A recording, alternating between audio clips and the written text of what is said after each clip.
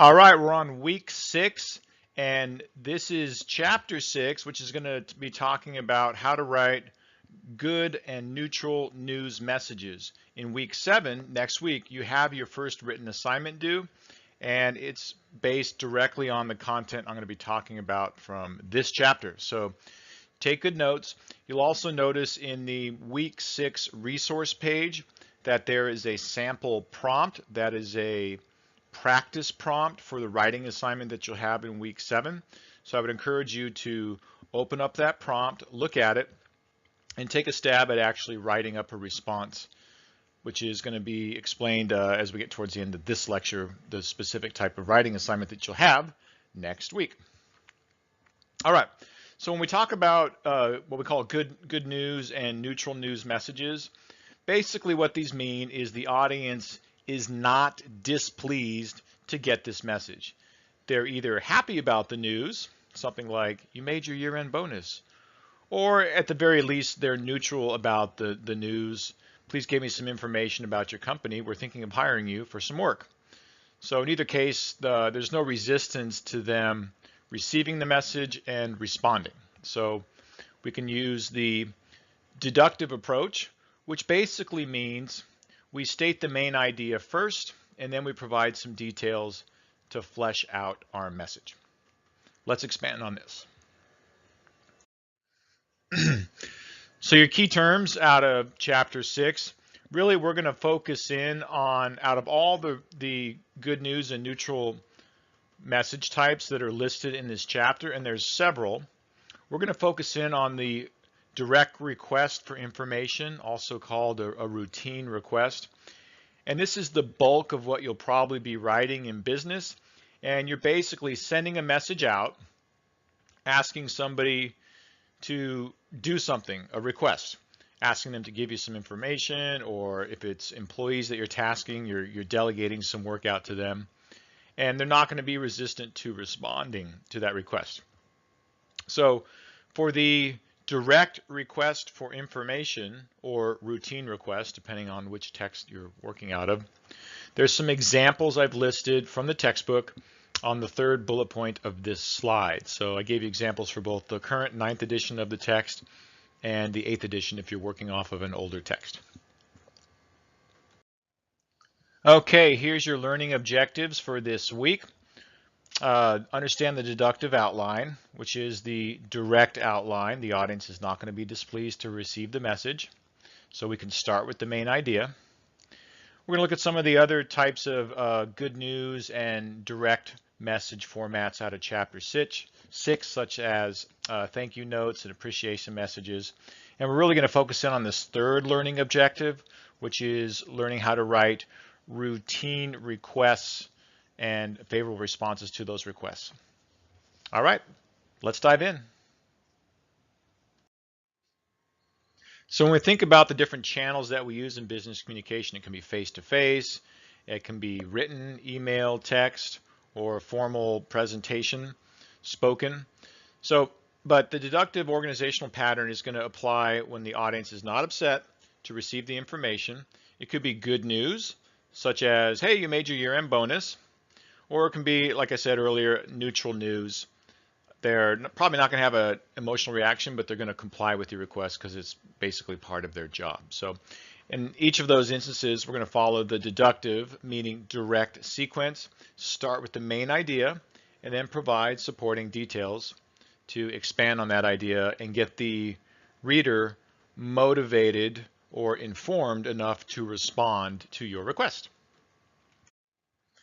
One of the types of good news / neutral news messages out of this chapter is the good news message. And let's say, for example, you're sending out an announcement to your department that we made our year-end bonus. You're all going to get a bonus. So you have 3 parts to a direct message. You're going to have the opening, the body, and the close. In the opening, if you're telling people that you made your year-end bonus, you would just state that main idea right up front. Congratulations, we've made our year-end bonus this year. Your second paragraph is going to provide some details, some explanation of the good news. So how it will be administered as far as the bonus when they would receive it, but any additional details that they would need. And then in the closing, you provide some additional forward-looking information or anything else you need to wrap up that message. This slide lists all the different types of good news messages. The text spends a fair amount of time on those last three, order acknowledgments and then credit messages. We're not going to cover those too much. Those are more in the realm of kind of, typically those are form letters sent out through an accounting department. So we're not going to cover those a whole lot. The one that I'm really going to focus in on out of this chapter is that one right in the middle, routine requests. So, but there's also times when you're going to send out thank you messages, and there might be times when you have to make a routine claim inquiry, but we're going to focus in on routine requests. That's the one that you're going to write most often. So if you're reading along in your chapter and looking for some supporting text to explain further how to do the written assignment next week, make sure you focus in on the section of the text out of chapter 6 that focuses in on routine request written messages.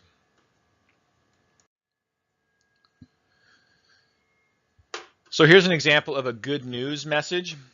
In this case, a bank is telling its staff that they've enacted a casual dress policy that's going to start in July. And of course, the bank staff is going to be happy to receive that news. We don't have to wear suits and ties every day. So following the good news / neutral news deductive, i.e. direct format, we'll see that there should be an open, a body, and a close. And in the open, we expect them to state the main idea. And in the body, we expect them to provide some more details about the main idea. And in the closing, they're going to have any forward-looking information that they might need, the reader might need to know about that message. So as we look in the very first paragraph, what we expect to see is the main idea needs to be stated in that opening paragraph. And you can see here they say a casual dress policy has been approved for First National Bank and will be effective July 1st. That's the main idea. So they've stated it right there. It doesn't necessarily have to be the very first sentence of your message, but it needs to be stated in the first paragraph of your message. In the second paragraph, and in the table that follows that second paragraph, we expect to see some details about the good news. Tell us some more details about this new casual dress policy. So then they provide in the second paragraph a table that's introduced with a sentence to maintain our traditional professional image. And they have a table that sorts out what those guidelines are for men versus women. So tables, graphs, charts, pie charts, line charts, bar charts, and tables such as we see here are used very commonly in business writing. It's a way to condense information. If we were trying to put this in paragraph form, it would be much harder to read and digest that information. So this column format makes it very easy. If you're a man or a woman, you can pick your appropriate column and quickly ascertain what's acceptable as far as clothing that you need. So following that table, they have some more detailed information about what is not approved for clothing. And then in the closing paragraph, so we have the opening with the main idea. We have in the body, in the second and third paragraphs, they give some details about the new policy. And in the closing, they have any forward information that would be necessary for the reader of the letter. So they're giving an extension number that they can call and a website that they can reference if they have any questions. So there's an example of the deductive approach. Thank you messages are also part of the deductive approach. You're saying thank you. People love receiving thank you messages, right? So we always love it when we get little birthday cards and other notes, the people appreciating us. And one thing you'll hear later on in the semester when we start talking about employment messages and I talk about interviewing strategies is the power of a follow-up thank you message. Not an email, but an actual handwritten note that you send to the folks you interviewed with right after the interview. So we love thank you notes, and we're talking here about handwritten, meaning actually written out in hand and sent this way. So people love appreciation. Again, it's a good news message. So if you were following up after an interview and thanking the interviewer for their time, you would just open up that message with, "Thanks again for making time to meet with me. I look forward to hopefully becoming part of the Acme Corporation where I can apply my marketing skills to your marketing department." There's some more detail. And then in the closing, any future steps, listen for your phone. I'll be calling you next week to see what your decision has been as far as an applicant. So open, body, close. Okay, here's the actual assignment type that you're going to be writing in week 7, a routine request, specifically a direct request for information. So direct meaning it's going to follow the deductive approach, put the main idea up front. And then the second part, request for information, you're asking somebody to give you some information, and the recipient of that letter is going to be happy or at least neutral to reply because it's probably going to mean potential business for them. Say, for example, you're a downtown San Diego hotel. You're the downtown Hyatt, big hotel, and you get a direct request letter from a company in the Midwest, and they're looking at coming out to San Diego in September to host their annual sales conference. And they need about 100 rooms, and they need some information about conference rooms and hosting special events and getting support with audio-visual equipment and dining and all that good kind of stuff. So as the hotel that's receiving this direct request for information, you're obviously going to be happy to comply and respond to this message because it's going to mean potentially some business for you. So as the writer of that message, you're that company in the Midwest that's considering coming out to the San Diego Hyatt. You know that you can write in the direct request for information format because the recipient is going to be happy to comply. You don't need to beat around the bush a lot and take a long time in getting to your actual request. You can state the request right up front. So with these requests, we assume that the request will be granted quickly and willingly without a lot of persuasion required, so we can follow the deductive sequence. All right, so let's take an example and evaluate this direct request message. So this is not a good example, but we know that with a direct request message, this is the structure, what I'm going to be talking about today, the structure that you want to follow in your direct request message is state the request in the first paragraph.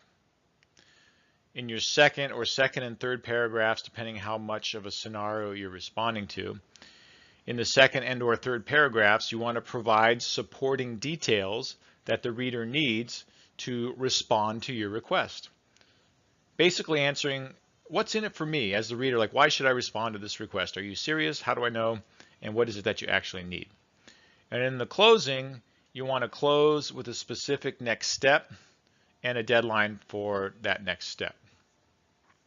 So this example here, take a minute, and I'm going to pause here, ask you to pause the video. Take a minute to read this example and note a couple things that are wrong with this example. If you haven't already, go ahead and pause the video now and read the letter. Okay, now that you've read it through, what are a couple things that you noticed were wrong with this direct request letter? Well, the first thing is they didn't get the request out in the first paragraph, right? They start out with some extraneous detail. I stopped by the construction site. You appear to be well ahead of schedule. Okay. You need to get the request out in the very first paragraph. The actual request doesn't show up until the third paragraph near the end. If you go to your third paragraph, and on the third line of that third paragraph, he says, I respectfully request that the two 30-gallon units be removed and that 50-gallon water heaters be installed in all the apartments. That's the actual request. They've kind of buried it here in the third paragraph. So that should be in the very first paragraph. The other thing that is not ideal with this direct request message is they spend a lot of time with a bunch of detail that's not really relevant. According to our agreement, they can just say, as you know, our agreement specified 50-gallon heaters, not 30-gallon heaters.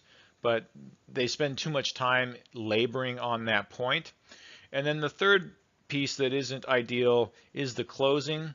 Thank you for your consideration. This matter is kind of a cliche closing. So you want to give them an actual specific deadline, specific next step. Please replace all the water heaters. Please follow up and let me know when the water heaters will be replaced. Email me at nscharff@miracosta.edu by August 15th, right? So you're letting them know, what do you need to do with this request? How do you want me to respond? And when do you need me to respond by? So this is not a good example. They have the inductive outline, meaning they have a bunch of detail first and not the main idea. They bury the request in the third paragraph. Okay, different scenario, but a better example of a direct request. So this is figure 6.5 in your textbook. And you can view this on page 105 of the 9th edition of your textbook. Now, this is a memo, an email specifically. Your writing assignment, you're writing a letter. That means it's going to have the 7 parts of the letter. That's explained in the week 7 materials. Make sure that you read that accompanying document that spells out what the 7 parts of a letter are. And that's also towards the back of your book in one of the key cards at the back of the book. So that's explained in the week 7 module. So make sure you understand the 7 parts of a letter before you do the week 7 writing assignment. This sample is in memo, an email. We're writing an actual letter. So just know that distinction. But the actual body of the letter, if you look at the actual content of the letter, trying to point to it here, it's got all those pieces here of the main ideas up front in the opening paragraph. It's got supporting details, and it's got closing next steps on what they need them to do. So let's look at this example. In the very first sentence, they ask, please repair or send us a replacement for the broken laptop computer. So they're stating the request right out front. That's clear. And then in the second paragraph, we see they provide an explanation that the computer was purchased 3 months ago under our agreement, and that it's still under contract for repair. And then in the closing, our salesperson, Mario Cavetti, awaits the return of his laptop. I would actually say that that closing should be stronger, and it needs a specific next step and a deadline for that next step. So please follow up via email to Mario Cavetti by April 15th, 2018, something to that effect. So that's the piece that I would add to this. So again, this is a book example. For the written assignment I'm giving you next week in week 7, in your closing, I want to have a specific next step and a specific deadline for that next step. And if you read the prompt and the other videos I have about the writing assignment under the week 7 module, it'll give you more detail on that. Okay, so that's chapter 6, the good news and neutral news messages with the focus on the direct request message. And we want to remember that the deductive sequence begins with the main idea up front, first paragraph, followed by supporting details. And that routine requests, which is what you're going to be writing in week 7, these are messages that assume that the request will be granted without a lot of persuasion required. All right. Thank you for listening. Good luck with your first writing assignment next week. Bye-bye.